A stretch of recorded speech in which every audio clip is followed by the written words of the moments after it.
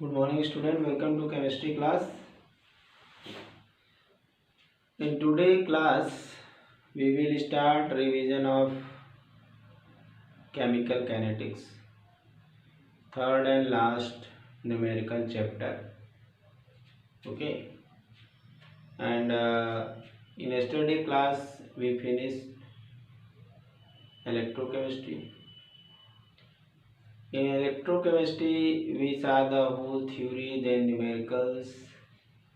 In today in chemical kinetics we will see what we have to study. As you know that chapter name is chemical kinetics. Kinetics means which is related to the motion. Okay, which is related to the motion. So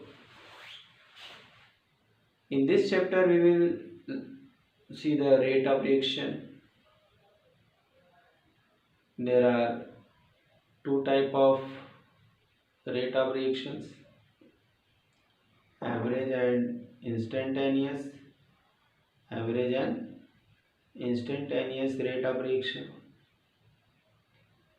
Okay, before that we will see that there are three type of reactions. One is the fast reaction. First type of reaction on the basis of type of reaction on the basis of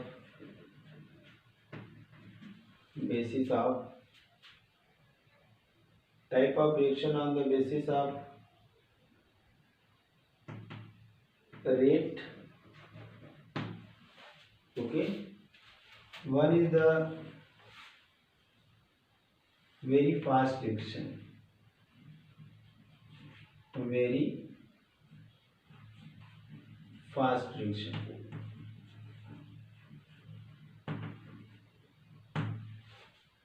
Second one is the very slow reaction.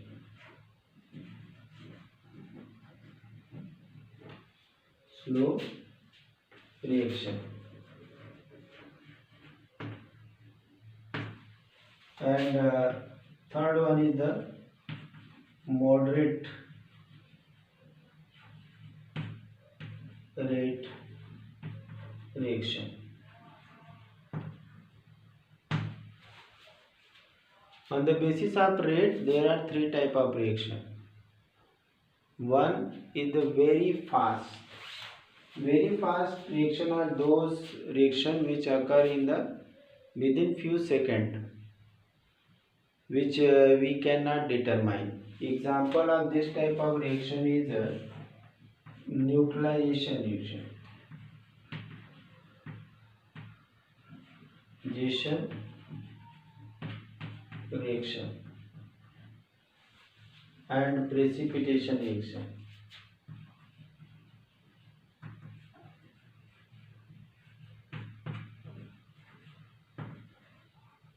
Precipitation reaction. Okay, precipitation reaction. ठीक है, neutralisation reaction है, precipitation reaction. तो ये दो example के रूप में reaction ले सकते हैं जो कि इतने फास्ट होते हैं कि इनको हम देख नहीं सकते कि कितनी देर में ये रिएक्शन खत्म हो गया. पलक झपकते ये रिएक्शन कंप्लीट हो जाते हैं. ठीक है, तो ऐसे रिएक्शन का रेट डिटरमाइन कर पाना क्या होता है, मुश्किल ही नहीं, बहुत मुश्किल होता है. दूसरा हमारा very slow reaction. Very slow reaction का अगर हम एग्जांपल देखना चाहें, सेकंड वेरी स्लो अगर हम कहें तो photosynthesis.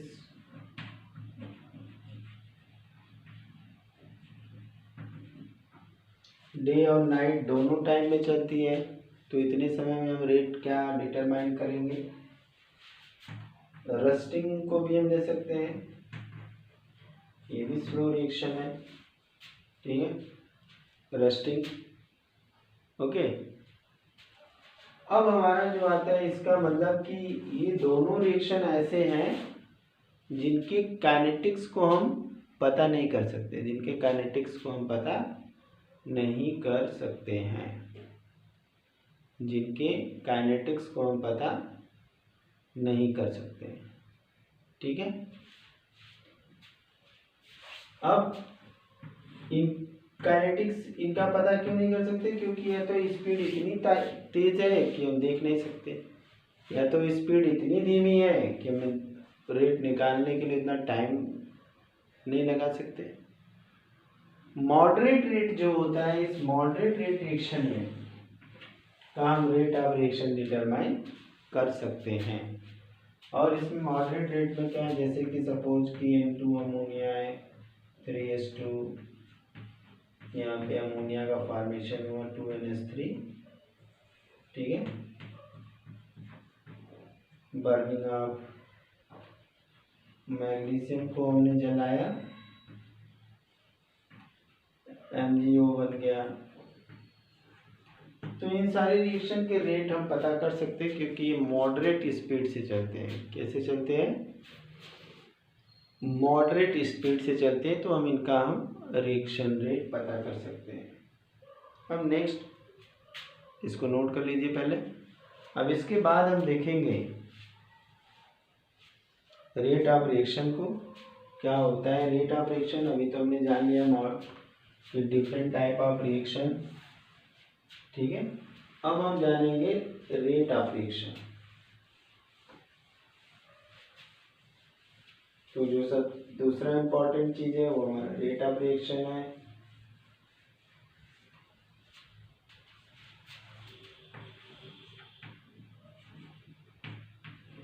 Rate of reaction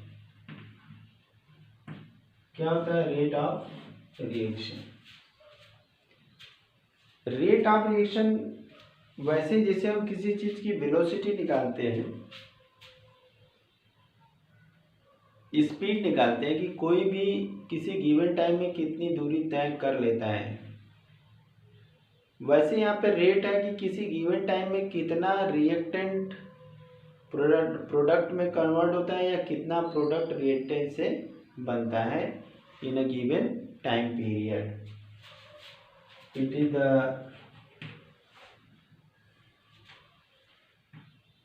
rate of it is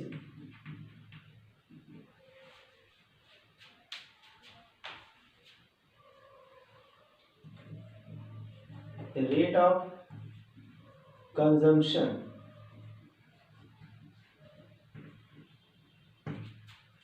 of reactant or product that is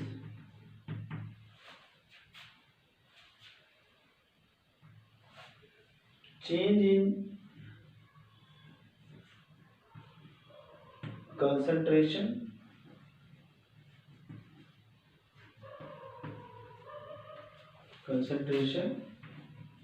of reactant or product in given time period।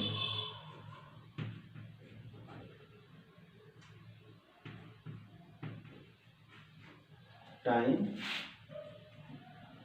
Period, okay. किसी गिवन टाइम पीरियड में जो है कि रिएक्टेंट और प्रोडक्ट का कंसंट्रेशन कितना चेंज होता है, उसको हम कहते हैं क्या? उसको कहते हैं रेट ऑफ रिएक्शन। उसको कहते हैं रेट ऑफ रिएक्शन। तो rate of reaction equal to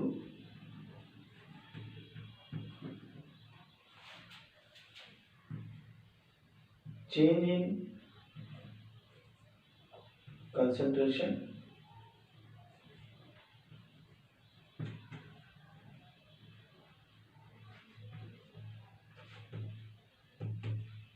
concentration upon changing time. Time भी लिख सकते हैं चेंजिंग टाइम। ओके, अब जैसे कि अब यहाँ पे जो रेट ऑफ रिएक्शन होता है दो तरह का होता है। रेट ऑफ रिएक्शन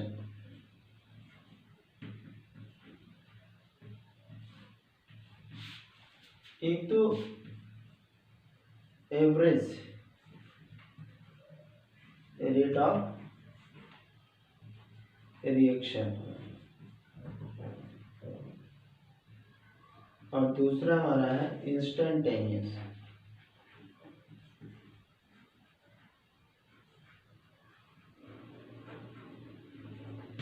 इंस्टेंटेनियस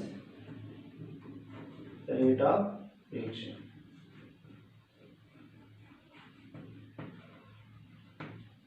ठीक है, average rate of reaction, instantaneous rate of reaction.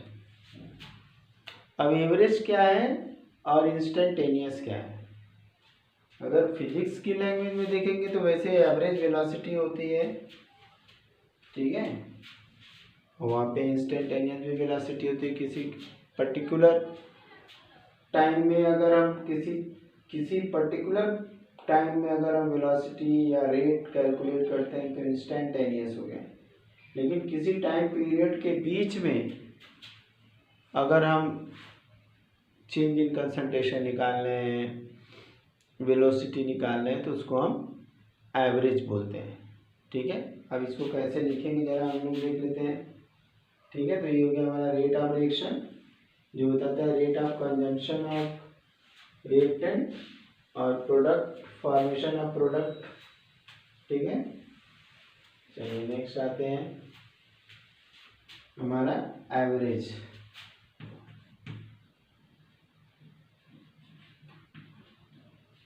Rate of reaction, average rate of reaction. Average rate of reaction क्या है? सपोज कि ये हमारा रिएक्टेंट है, ये हमारा प्रोडक्ट है।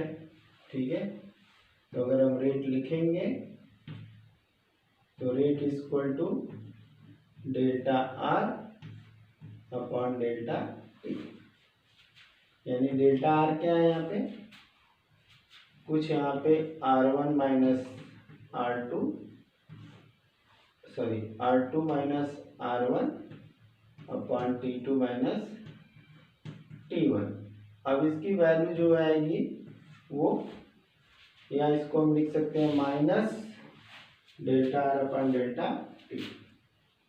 ठीक है, तो ये हमारा माइनस क्या बताता है कि समय के साथ इसका कंसंट्रेशन बढ़ रहा है, या अगर हम प्रोडक्ट को लिखेंगे तो delta P upon delta T. ठीक है, ये हमारा एवरेज है। कुछ हम रिएक्शन लेते हैं फिर उसके बाद एवरेज लिखते हैं, तब ज़्यादा क्लियर होगा। ओके, चलिए थोड़ा सा एग्जांपल्स पे, क्योंकि एवरेज रेट पे न्यूमेरिकल्स आते हैं इसलिए हमको इनको देखना ही पड़ेगा। ठीक है, चलिए देख लेते हैं इसको हम लोग। तो सपोज कि हमें लिखना है N2 plus 3S2 given 2NS3। ठीक है, तो रेट इज इक्वल टू हो जाएगा माइनस, अगर हम इसके लिए लिख रहे हैं delta N2 upon delta T. इसके लिए अगर लिखेंगे तो -1/3 delta S2 upon delta T. इसके लिए अगर लिखेंगे तो ये होगा 1/2 डेल्टा NS3 डेल्टा टी। ठीक है, अगर किसी के रिस्पेक्ट में, अब इसमें एक क्वेश्चन पूछा जाता है, क्वेश्चन को अगर हम देखना चाहें तो हम इसी से क्वेश्चन बना सकते हैं कि कैलकुलेट द, इस क्वेश्चन के लिए लिख रहे हैं, क्वेश्चन यहाँ पे है calculate the rate of reaction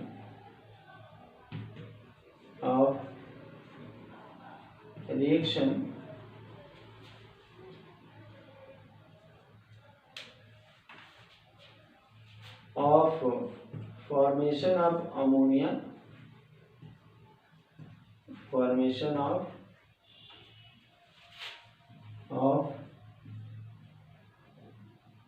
ammonia with respect to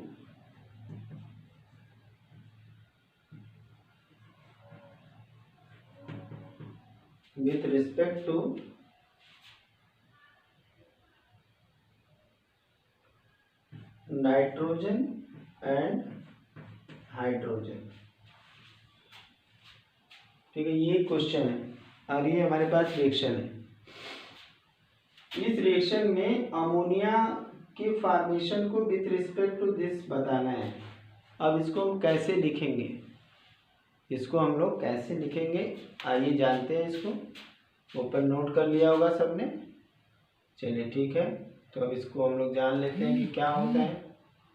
ठीक है, तो हमें अमोनिया, तो पहला काम क्या करेंगे, इक्वेशन लिखा हुआ है, इसके लिए हम रेट इक्वेशन लिखेंगे। 2NH3 था, तो सबके लिए पहले हम इक्वेशन लिखेंगे। Rate equal to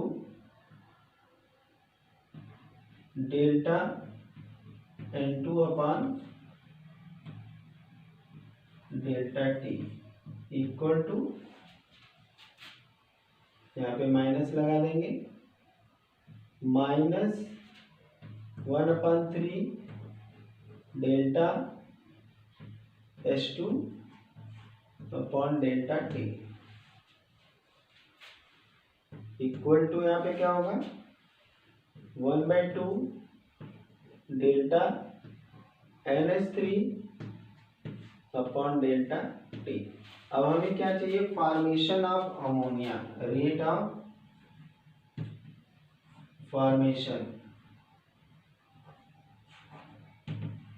formation of ammonia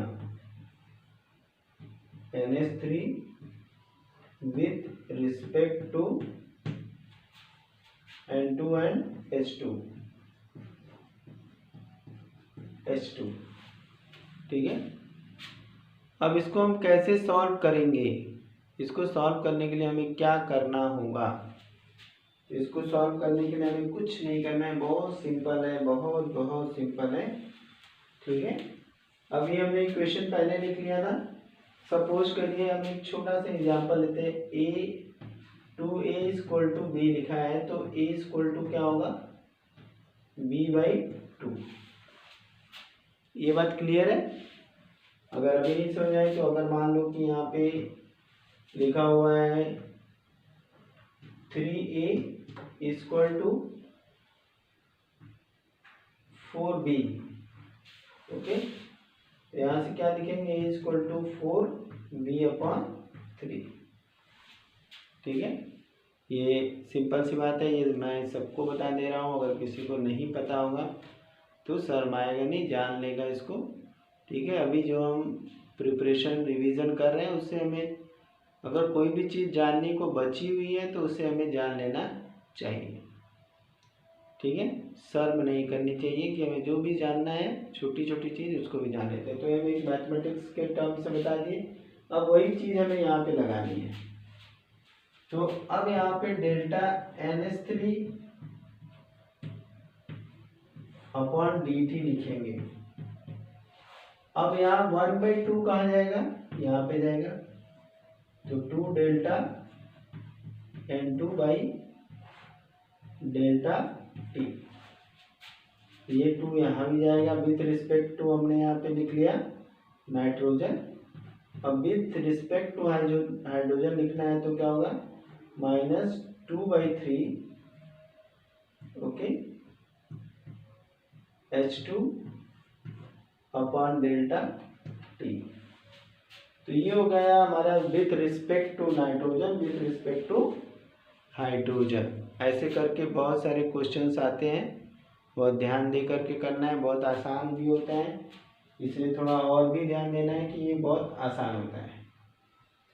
अब ये हमने जान लिया average rate of reaction with example जान लिया। क्या जान लिया, average rate of reaction with example. अब हम क्या देखेंगे, अब हम देखेंगे इंस्टेंटेनियस रेट ऑफ रिएक्शन। क्या देखेंगे, इंस्टेंटेनियस रेट ऑफ रिएक्शन। चलिए इसको इरेज कर देते हैं। इंस्टेंटेनियस और एवरेज में क्या डिफरेंस है,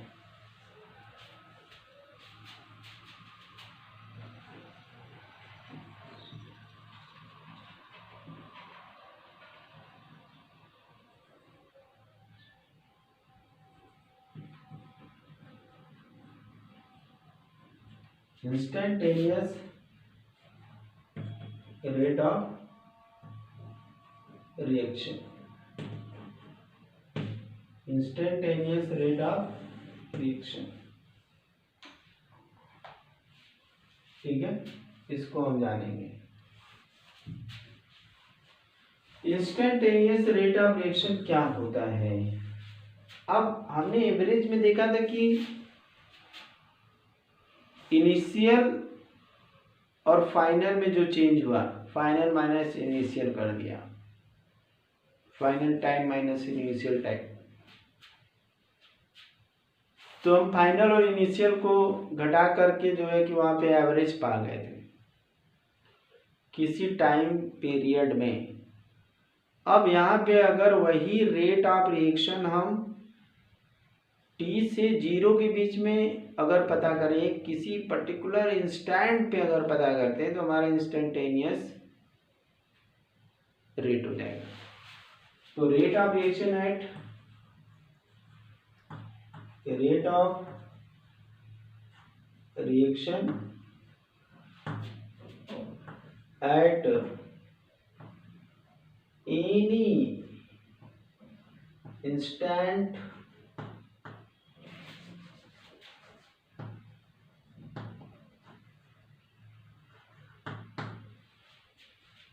of a given time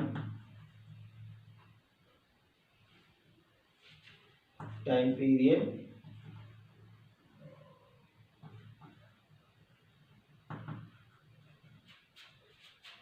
is known as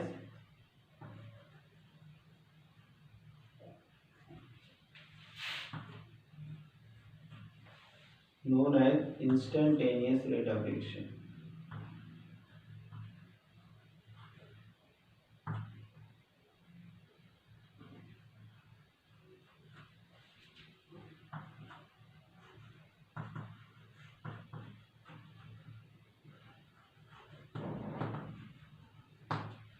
okay, किसी भी इंस्टेंट, यानी कि अगर हमने लिख दिया कि ये रिएक्टेंट है, ये प्रोडक्ट है,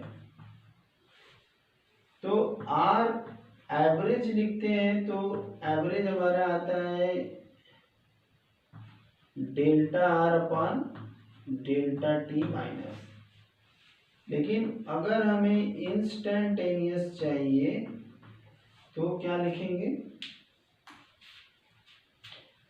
तो हम बस यहाँ पे चाहें तो जो है कि t → 0 delta R upon delta T, या इसको हम लिख सकते हैं D R upon D T, ऐसे लिख सकते हैं। तो ये हो गया हमारा इंस्टेंटेनियस रेट ऑफ रिएक्शन। हमारा क्या हो गया, इंस्टेंटेनियस रेट ऑफ रिएक्शन, इसको नोट कर लीजिए। फिर हम इस पर न्यूमेरिकल भी देख लेते हैं, क्योंकि साथ साथ न्यूमेरिकल देखते चलेंगे तो अच्छा रहेगा, ठीक है। फिर उसके बाद हम लोग आगे बढ़ा जाएगा।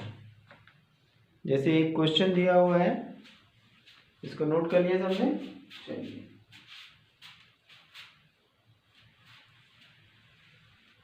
चलिए एक काम और कर लेते हैं हम लोग। एक क्वेश्चन करने से अच्छा कि हमारे पास right the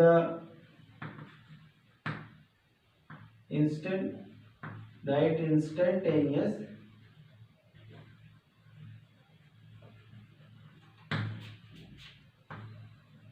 rate of reaction of formation of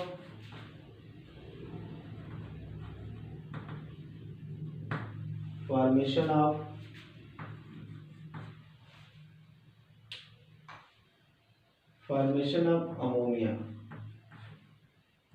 with respect to WRT, respect to N2 and H2, ठीक है। तो हम क्या करेंगे, यहाँ पे सब कुछ वही है। पहला तो काम हम N2 + 3H2 रिएक्शन लिखेंगे। आंसर ये वाला क्वेश्चन था, ये हमारा आंसर है। तो यहाँ पे हो जाएगा हमारा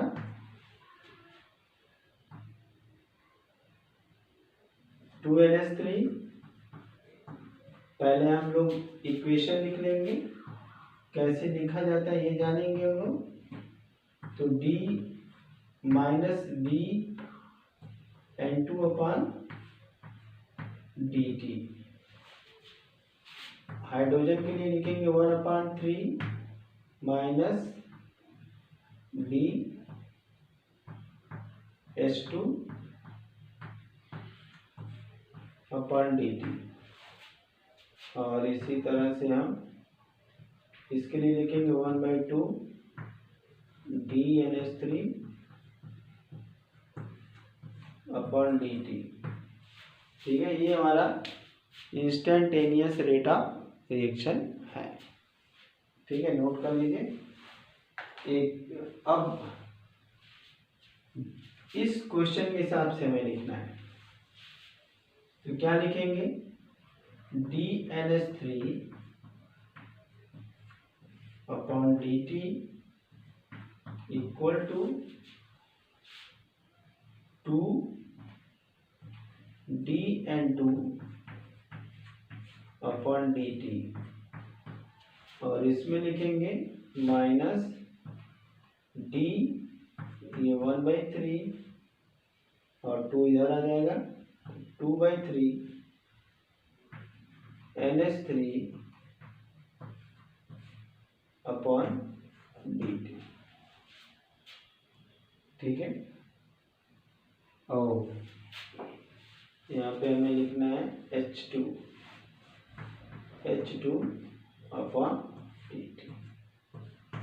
ठीक है। तो इतने इस तरह से हमने यहाँ पे इंस्टेंटेनियस रेट लिख लिया, किसके किसके बीच में, अमोनिया, नाइट्रोजन और हाइड्रोजन के बीच में, ठीक है। जो है कि एक छोटा सा न्यूमेरिकल देखेंगे, न्यूमेरिकल आप लोग लगाइएगा इस पे। देखिए इसमें क्या है कि जैसे एक क्वेश्चन ले ही लेते हैं। क्वेश्चन हम लोग देते हैं कि यहाँ पे रिएक्टेंट से प्रोडक्ट बनना है, रिएक्टेंट से प्रोडक्ट बनना है, ठीक है। क्वेश्चन दिया हुआ है, the concentration of reactant changes from 0.03 mole to 0.02 mole. Concentration change in concentration हुआ 0.03 mole to 0.02 mole, okay. Calculate in 25 minute और यहाँ पे टाइम दिया हुआ है 25 मिनट। ठीक है। और नेक्स्ट हमारा है calculate the average rate of reaction using the unit time both in minute and second. ठीक है। अब यहाँ पे कंसंट्रेशन दिया हुआ है, टाइम दिया हुआ है, और हमें मिनट में भी निकालना है, सेकंड में भी निकालना है। तो यहाँ से रेट इक्वल टू क्या हो जाएगा, delta P delta R upon delta T. तो यहाँ से हमारा क्या हो जाएगा, 0.2 माइनस 0.03 अपॉन 25। ठीक है। तो यहाँ से हमारा आ जाएगा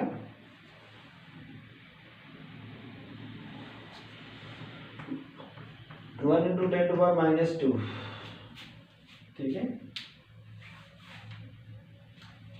अब इस अपॉन 25, अब इसको हम लिख सकते हैं 0.04 × 10⁻² या 4 × 10⁻⁴।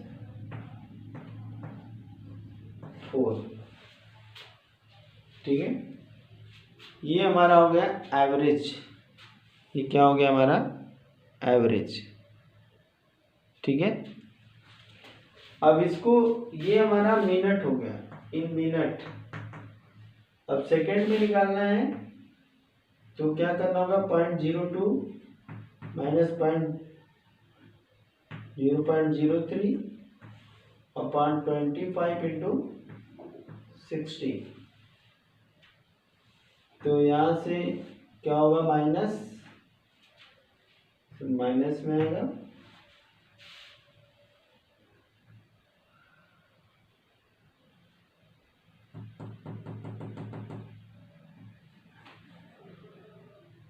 One by 25 × 60। तो ये हमारा कितना हो जाएगा, 1 अपॉन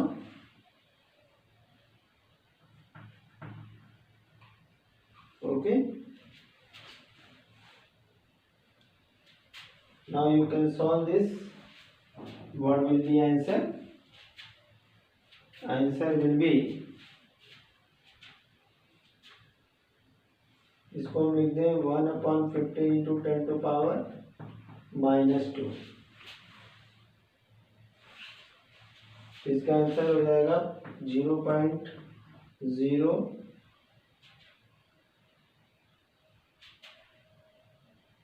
0.015। इसको कैलकुलेट करेंगे तो हमारा आना चाहिए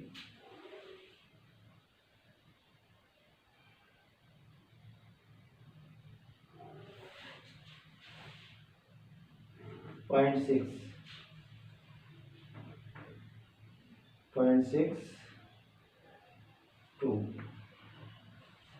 तो यहाँ पे 0.062 सेकंड आ गया। ठीक है। तो ये हम जान गए एवरेज रेट निकालना किसी पर्टिकुलर टाइम पे, सेकंड में भी जान गए और मिनट में भी जान गए। तो अब इसके आगे कल हम लोग देखेंगे और भी numerical. Thank you, have a nice day.